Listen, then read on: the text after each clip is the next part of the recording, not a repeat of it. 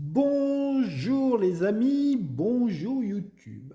Alors, aujourd'hui, j'avais envie de vous faire une petite vidéo. Alors, je ne sais pas si ça sera une expli partie, une partie de découverte, car je n'ai encore jamais joué. Mais je voulais vous livrer mon sentiment sur la gamme Imperium. La gamme Imperium, parce que si en fait il y a deux boîtes déjà. Alors déjà, initiative curieuse, va-t-on dire. Est-ce qu'il valait mieux vendre une boîte à 60 euros avec à l'intérieur 16 nations différentes, ou est-ce qu'il valait mieux faire deux boîtes aux alentours de 35 euros avec 8 nations? C'est un choix de l'éditeur. Après, je pense que quand on a acheté une boîte et qu'on aime bien le jeu, eh ben, on va vite vouloir acheter la deuxième boîte qui a autre chose à savoir, il y a un niveau de difficulté qui n'est pas tout à fait les mêmes entre les deux boîtes. Donc ça, c'est quand même important de le savoir, puisqu'on a Imperium Antique et Imperium Légende. Les civilisations qu'il y a dans Imperium Légende sont un petit peu plus difficiles à jouer. Voilà. Alors, dans la boîte, vous avez quoi? Donc là, je vous ai fait une mise en place pour vous faire une petite explication de règles, sachant que j'ai pas encore joué en fait. Je voulais faire une vidéo avant de jouer. Ça c'est marrant ça. Parce que le sentiment que j'en ai, c'est que ça va être très bon. Bah oui, à la lecture des règles, vous savez déjà si un jeu va être bon ou pas. C'est marrant ça, hein. Je pense que le jeu va être bon. Au niveau, alors évidemment, j'ai vu quelques vidéos, mais j'attends de voir les très bons youtubeurs s'attaquer un peu, les très bons surtout youtubeurs solo s'attaquer au jeu pour voir des vidéos qui seront bien meilleures que les miennes. Mais moi, je veux donner envie aux gens de, voilà, parce que mon premier sentiment est excellent. Donc en fait, c'est pas une expli partie. C'est un sentiment sur le jeu avant d'y jouer. C'est marrant ça, hein, comme vidéo. Vous avez jamais vu ça. On a vu des open de box, donc c'est pas vraiment une open de box puisque vous avez la mise en place qui est déjà faite. J'ai dit que pour commencer, j'allais pas m'attaquer au jeu solo tout de suite. En fait, j'allais jouer deux nations pour voir comment ça tournait déjà à deux joueurs. Puis après, je ferai sûrement du solo à fond. Parce qu'en plus, le solo a été fait par David Turzi. Et David Turzi, excusez-moi, je vais tousser, c'est le gage d'un très très bon mode solo. Alors, on va essayer de ne pas être tout fouillis dans son analyse. Déjà, donc, quand vous achetez le jeu, donc vous choisissez votre boîte entre antique et légende. Bien évidemment, je commence à tourner la vidéo et j'ai un chat qui veut sortir. Donc, bah, vous me connaissez, hein, priorité au chat. Donc, on va laisser sortir le chat, sinon il va faire miaou pendant toute la vidéo. Voilà. Donc, pour ceux qui me connaissent, comme je ne fais pas de montage, ben, évidemment, vous aurez l'épisode du chat qui sera en direct de la vidéo. Voilà. Là, vous avez l'épisode de la chaise qui grince aussi, mais bon, ça, c'est pas très grave. Donc, quand vous achetez votre jeu, vous avez le choix entre deux boîtes. Imperium Antique, Imperium Légende. Le livret de règles, c'est ça. Le livret de règles, c'est exactement le même pour les deux boîtes. C'est exactement les mêmes règles. Il y a juste bien évidemment, les différentes civilisations qui vont changer.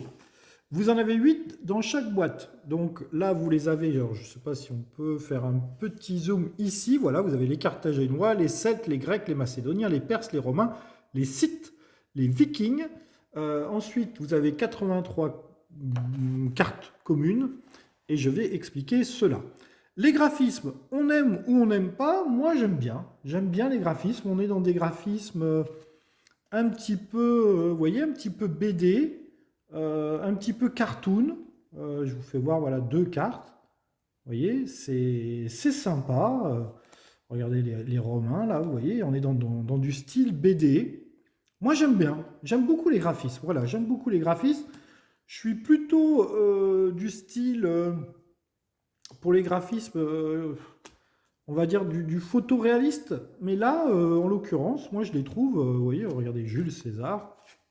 Il y a bien une tête de Jules César, hein, vous voyez. Voilà, c'est de la BD, ça met bien dans l'ambiance. on a vraiment des choses qui sont bien différentes entre les différentes nations. Vous voyez, ça c'est les Perses, par exemple. Voilà. Donc, chaque nation arrive avec son deck. Donc là, déjà, très très bien au niveau du matériel. Chaque nation arrive avec son deck. La qualité des cartes est pas excellente. Alors moi, je joue sans protège-carte. Hein. Je suis contre le préservatif pour les cartes. Laissons-les se reproduire entre elles. Donc, je n'aime pas les préservatifs pour cartes. Voilà, moi j'estime qu'une carte, bah, c'est l'usure de la carte, fait partie intégrante du plaisir qu'on a à les manipuler. Bien évidemment, pour les jeux qui sont beaucoup joués, qui sont dans des cafés ludiques et choses comme ça, ou dans des ludothèques, bien évidemment que là, je n'ai absolument rien contre le protège-carte, puisque là, les cartes sont beaucoup manipulées. Mais voilà, du solo ou du jeu, on va dire, basique, c'est léger. Là, les cartes, c'est léger. Elles sont très fines. Par contre, elles glissent bien, elles sont bien plastifiées. Vous voyez, c'est même agréable au toucher. C'est de la carte fine, mais est-ce que dans le temps, ça va durer? Bah oui, si vous jouez sur une nappe, etc., oui, ça va bien durer. Mais après, je suppose que ça va s'user. Hein. Dans une ludothèque, je pense que la durée de vie ne sera pas excellente quand même. Voilà. Donc, on a dit des règles de jeu qui sont relativement bien faites. Oui, oui, relativement bien faites. Il n'y a pas de choses bizarroïdes. Alors, une des choses qui va tout de suite vous faire peur, c'est le nombre de symboles différents que vous allez voir sur les cartes, parce que vous voyez, là, vous avez un petit aperçu ici. Il y en a beaucoup, des symboles différents.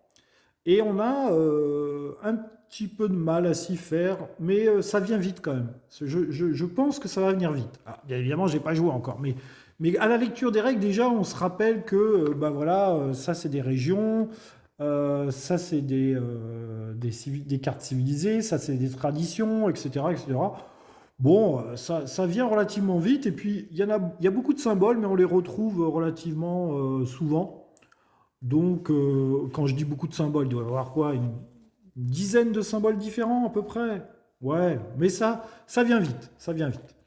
Voilà, alors la mise en place. Alors là déjà, j'avertis tout le monde, la mise en place est un petit peu longue. Surtout que moi, à la limite, mon jeu était bien organisé. Et d'ailleurs, ça, je pense que c'est à renouveler. Parce que rappelez-vous, FFG qui vous vend des boîtes pleines de vide. Ici, la boîte est relativement pleine. Parce qu'en fait, toute cette partie-là sont les cartes qui sont sur la table. Et vous voyez que les decks civilisation, voilà, il reste 6 civilisations, puisque moi j'en ai pris 2. Il y en a 8 dans chaque boîte. Donc on repère bien là les civilisations qui restent. Hein. Et chose intéressante, je ne sais pas si vous le voyez à la caméra, oui, vous le voyez à la caméra, vous voyez qu'il y a des petits inserts transparents, et je sais que les Perses ils vont se ranger ici, et je sais que mes Romains ils vont se ranger ici, et pareil ici pour les decks de cartes, vous voyez, les régions se rangent ici. Ici j'ai sorti les régions à 3 ou 4 joueurs, puisque je joue à 2 joueurs. Vous voyez? Donc ça, au niveau de l'insert, l'insert est très très très pratique. L'insert est très très très pratique. Donc le matériel en lui-même est relativement bon. Ouais, relativement bon. On continue avec la règle du jeu pour pas se perdre dans des choses un petit peu différentes. Donc la mise en place, vous voyez, là vous prenez votre nation. Donc je vais vous faire un petit zoom sur la mise en place de ma nation. Donc vous avez une carte qui vous représente, la carte Romain, qui vous donne tout de suite des conditions de points de victoire. Pour chaque 2 jetons de population, j'aurai 1 point de victoire. Dans le jeu, vous avez 3 ressources qui sont les matériaux, symbolisés par des jetons comme ça, de la population, symbolisée par ça, et des progrès, qui sont symbolisés par ce petit V jaune, et qui symbolisent aussi les points de victoire. Bien évidemment, à la fin du jeu, celui qui aura le plus de points de victoire sera le gagnant. Ça, c'est pas très compliqué. Mais chaque civilisation a sa façon à elle de gagner des points de victoire. Donc là déjà, on a un gros plus-value sur du deck building classique, c'est-à-dire qu'on a 8 civilisations différentes et on a 8 façons de jouer différentes. Peut-être pas des façons de marquer des points de victoire différentes, mais des façons de jouer différentes. Comment ça va se passer d'ailleurs pour vous donner un ordre d'idée de la mécanique, de la mécanique du jeu? Au début, on démarrera tous en tant que barbares. Et ensuite, on va passer notre peuple en peuple civilisé, avec des avancements, des évolutions.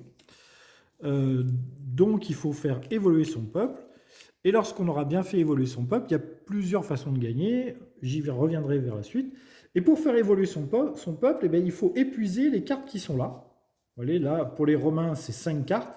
Et pour les autres peuples, c'est un nombre de cartes déterminé par sa civilisation. Donc, on n'a pas tous les mêmes nombres de cartes.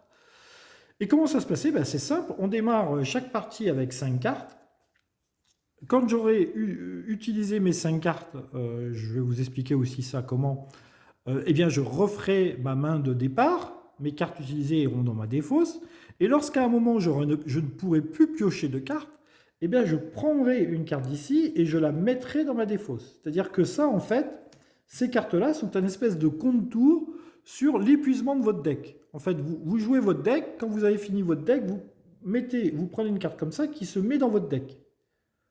Donc, les tours se rallongent puisque vous avez des cartes en plus, mais vous faites avancer votre civilisation. Une fois que vous avez fait avancer votre situation au rang Jules César, une fois que Jules César arrive pour les Romains, il y a tout un tas de cartes événements. Vous voyez, pour les Perses, ça sera la construction d'une ville, par exemple. Et bien, une fois que Jules César arrive, je pourrai acquérir les cartes qui sont là. Voilà, ça sera une des solutions pour faire évoluer son deck. Parce qu'en tant que barbare, je ne peux pas jouer les cartes bleues. Tout comme en tant que barbare, sur le marché, je ne pourrais pas acheter les cartes bleues. Vous voyez, vous en avez une ici, là, et une ici. Voilà, donc celle-là, je ne peux pas les acheter. Ici, cette ville, par contre, je peux essayer de la prendre puisque c'est une ville barbare. Et donc, comme c'est une ville barbare et que je suis un statut barbare, je pourrais essayer d'acquérir cette carte. Là, il n'y a pas de condition. Là, il n'y a pas de condition. Et j'expliquerai après l'instabilité. Donc, voilà pour les différents symboles et la mise en place solo. Donc, on prend sa civilisation, on trie ses cartes. Il y a des symboles à chaque fois sur les cartes, donc c'est très facile de les trier. Vous voyez, toutes les cartes romaines ont ici en bas un triangle rouge et on les dispose. Vous voyez, ici, il y a un point jaune et on met ici des demi-lunes. Vous voyez, voilà. Et ici, ce sont les cartes de mon deck. Et les cartes de mon deck, ils ont des triangles rouges sans symbole. Voilà. Et ici, c'est ma carte de civilisation principale. Donc, je joue les Romains. Il y a une face B et une face A. Il y a une face un peu plus facile que l'autre. Voilà. Il conseille pour les premières parties de jouer avec la face B. Voilà. Donc ça, c'est mon installation de départ, sachant qu'on démarre avec 3 jetons actions, qui sont en fait 3 façons... Enfin, jouer une carte, c'est utiliser une action. Vous voyez, acheter une carte, c'est utiliser une action. Voilà, donc ça, ce sont les 3 jetons actions. Il faut savoir que, contrairement aux autres jeux, les cartes du marché n'ont pas forcément des coûts. Ce sont bien souvent les cartes de votre deck qui vont vous permettre de prendre les cartes qu'il y a au marché. Par exemple, ici, c'est une ville. Ici, il est fort probable que j'ai des légions qui me disent attaquez une ville, donc prenez une ville dans le marché. Voilà. Donc en fait, les cartes de votre deck vous permettent d'avoir les cartes du marché. Alors bien évidemment, des fois, il y a des petites contraintes qui sont payables en ressources. Mais pas toujours. Et les ressources, donc je vous l'ai dit, vous avez les matériaux, ici, en rose. Vous avez la civilisation en bleu. Et vous avez vos points de développement qui servent aussi de joker. Donc ça, ces points de développement, ça sert de joker. Ça peut faire de la civilisation, de la population ou des matériaux, mais sachant que c'est aussi des points de victoire. Donc à chaque fois que vous allez vous servir de ça en tant que joker, vous allez aussi perdre un point de victoire. Les autres jetons qui sont là, ce sont des jetons d'épuisement, puisqu'il y a des cartes qui s'activent. Vous savez que les cartes qui s'activent maintenant dans les deck building, on a l'habitude, généralement on les tape. Mais il y a aussi des joueurs qui n'aiment pas taper les cartes parce que ça fait manipuler les cartes. Et bien là, c'est une des solutions qu'on a quand on veut manipuler une carte qui s'active. On met un jeton épuisement. Voilà. Petit trick du jeu, petite astuce du jeu, c'est qu'on ne dispose que de 5 jetons épuisement. Et donc, on ne peut potentiellement activer que 5 cartes dans son tour. Ce qui serait déjà beaucoup. Sachant que les cartes, bien évidemment, il y a plusieurs façons de les mettre devant soi. Il y a des cartes qui ont des symboles permanents. Voilà, vous avez ici une rivière. Ben, la rivière, une fois que je l'ai devant moi, elle a un symbole ici infini. Une fois que je l'ai devant moi, son pouvoir est tout le temps utilisable. Autre chose encore à savoir, il y a des cartes qui, par exemple, rejoindront ici mon histoire. Ça s'appelle l'histoire des Romains, en fait. Ce sont des cartes one-shoot, en fait. Ou des cartes one-shoot, ou des cartes qui se mettent en histoire et qui donc diminuent le deck et qui donc va faire en sorte de tourner plus vite et donc va évoluer plus vite. Vous me suivez toujours? Oui, vous me suivez toujours en principe. En principe, si vous m'écoutez, vous me suivez toujours. Voilà.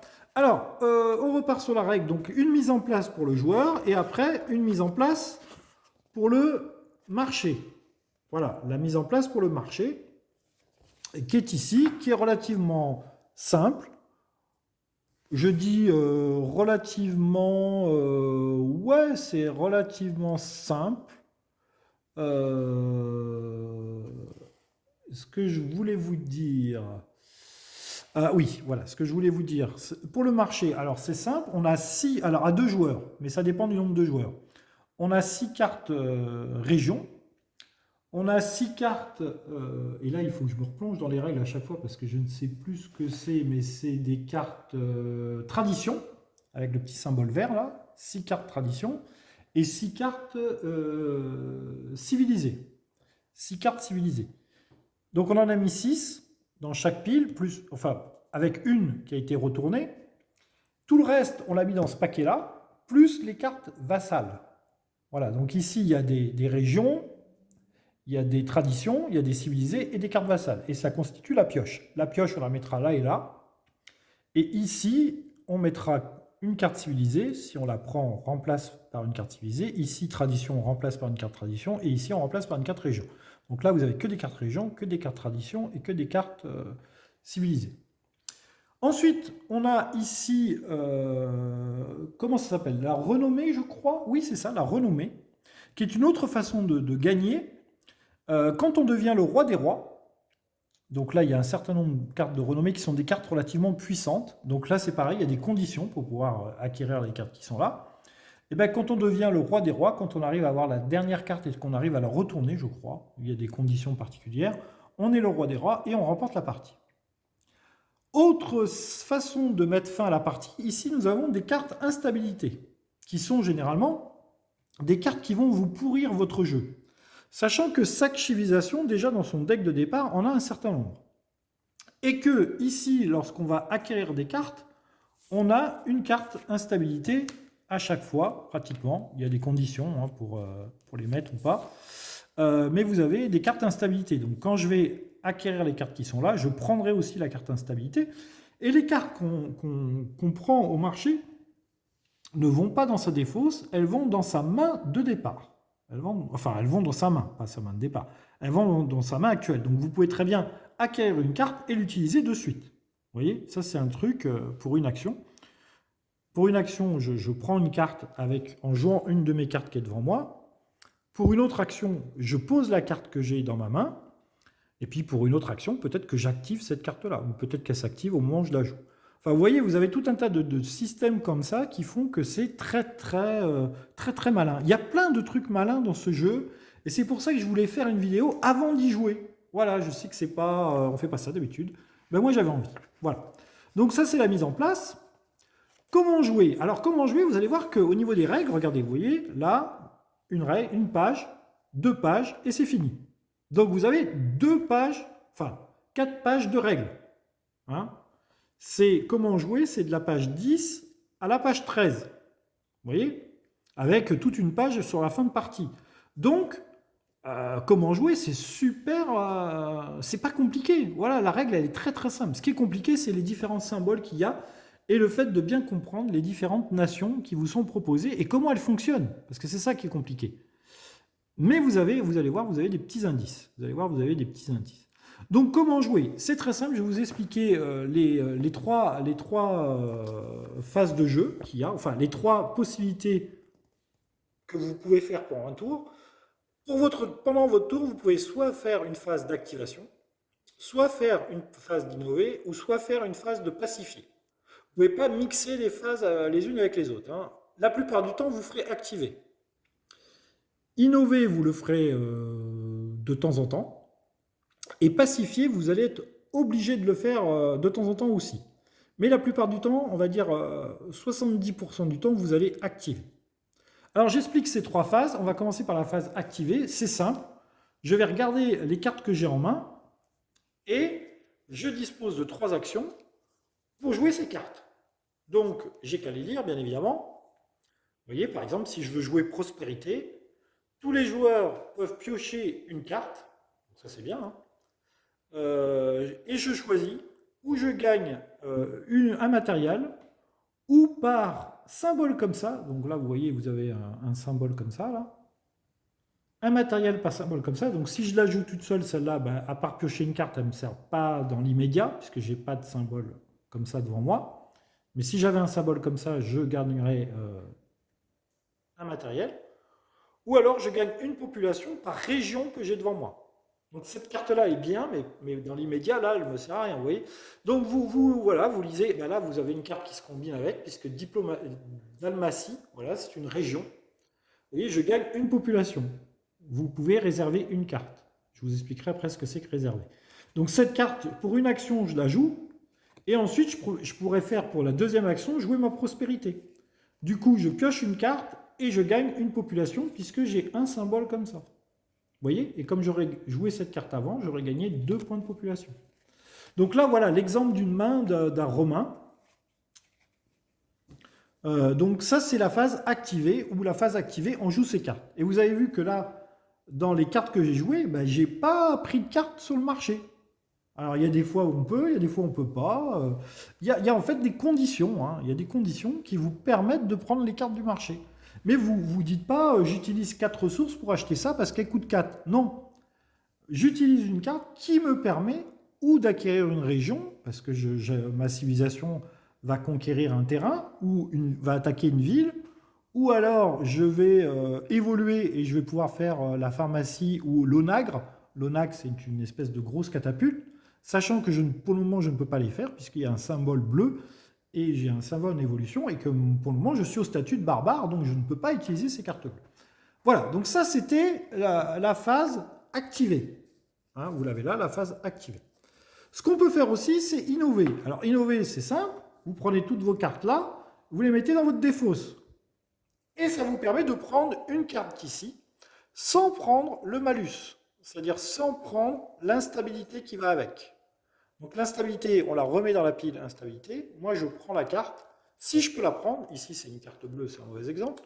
Mais par exemple, le jeu, vous voyez le jeu qui est là. Voilà, là je prends le jeu, je la mets dans ma main et celle-là va là-bas. Parce que j'ai fait la phase innover. Dans la phase innover, on ne fait qu'une seule action, c'est acquérir une carte du marché. On ne fait rien d'autre pendant son tour. Mais d'un autre côté, les 5 cartes qu'on avait vont dans votre défausse, donc ça fait aussi tourner votre deck. Bon, à voir. Innover. Et ensuite, on peut faire pacifier. Alors pacifier, là, ça pourrait être intéressant pour le Romain. Puisqu'en fait, pacifier, il va faire que ça aussi pendant son tour. Il va prendre ses cartes instabilité et il va les mettre dans la pile instabilité. Et les cartes qui sont là, ou il les garde en main, ou il les défausse pour piocher 5 nouvelles cartes. Mais son tour s'arrête là. Voilà, il ne fait rien d'autre. Il fait ce qu'on appelle pacifier. Voilà. Donc vous voyez, au niveau du jeu, on a vu les 3 phases principales qu'on peut faire pendant son tour. Activer en jouant 3 actions. Innover, je défausse mon deck et j'achète une carte je prends une carte du marché sans prendre le malus. Ou pacifier, je me débarrasse de mes cartes instabilité. Voilà. Et ensuite, il y a une phase de nettoyage où on prend un pion évolution et on le met sur une carte. On le met sur une carte. Et c'est tout. Et après, on mélange son deck. Donc, on mélange son deck si on est obligé si on n'a plus de cartes. Si on n'a plus de cartes pour refaire sa main à 5 cartes. Ensuite, quand l'autre joueur a fini de jouer, il y a une petite phase de jeu ici qui s'appelle Solstice. Ça, c'est certaines cartes qu'on aura posées devant nous qui nous diront au solstice, gagnez un matériau. Vous récoltez vos champs et vos champs vous donnent des matériaux. Puisque les matériaux, ça représente le fer, le bronze, le blé, tous les matériaux utilisables. Voilà. Ensuite, vous avez la fin de partie. Et ensuite, vous avez un exemple de tour de jeu qui est bien fait, qui donne pas mal un bon petit aperçu d'un tour de jeu, puisqu'il explique tout ce que pourrait faire le Romain à sa phase de jeu. Ensuite, vous avez un lexique avec les différents mots-clés. Donc là, bah, c'est simple. Hein. Vous voyez, action gratuite. Une action gratuite est une action qui ne vous coûte pas de jetons action. Voilà, il n'y a pas de truc bizarroïde. Hein. Chevalier, celle qui est en haut là-haut. Certaines cartes ont un icône chevalier à laquelle d'autres cartes peuvent faire référence. Vous voyez, il n'y a pas de truc bizarroïde. Hein. Il n'y a pas de terme bizarroïde. Hein. Voilà, donc vous avez quand même 2 pages qui vont décrire les différents symboles des cartes et les différentes phases de jeu, qui vont revenir en détail sur les phases de jeu. Voilà, 3 pages. Là, 3 pages de... 3 pages. Et ensuite, vous avez un petit descriptif des nations qui vous donne aussi des clés pour comment gagner. Donc ça, c'est bien, vous voyez, là, j'ai les Romains. En tant que Romain, la voie de la domination passe par une expansion rapide. Conquérez des cartes régions et utilisez pour affirmer votre gloire et gagner de la renommée. Avec vos puissantes légions, vos conquêtes peuvent continuer bien après avoir établi votre empire.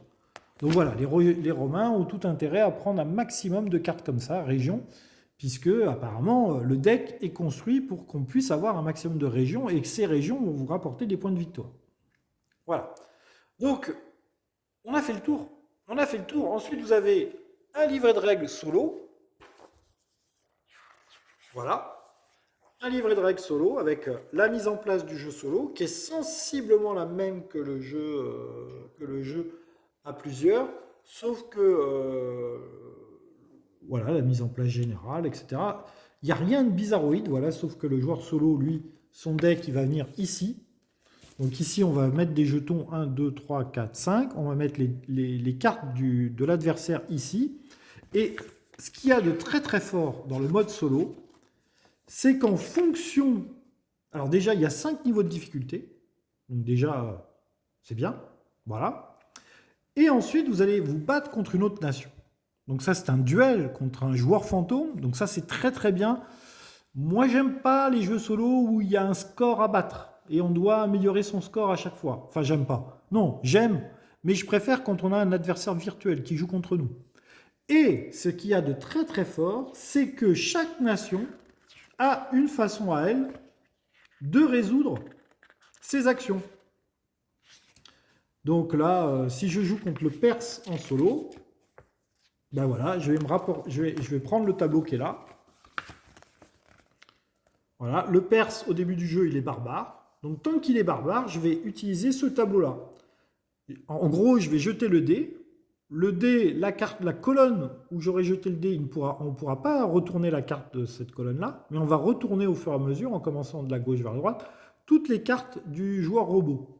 Première carte, on la retourne, on regarde le symbole qu'il y a dessus et on fait l'effet. Voilà. Donc un jeu solo très très malin. Et d'ailleurs, à écouter les gens qui ont fait des vidéos sur le jeu, ils ne tarissent pas d'éloges sur le jeu solo. Voilà, donc 2 livrets de règles, des jetons, 8 civilisations, un deck building malin avec des civilisations qui se jouent tous de façon différente.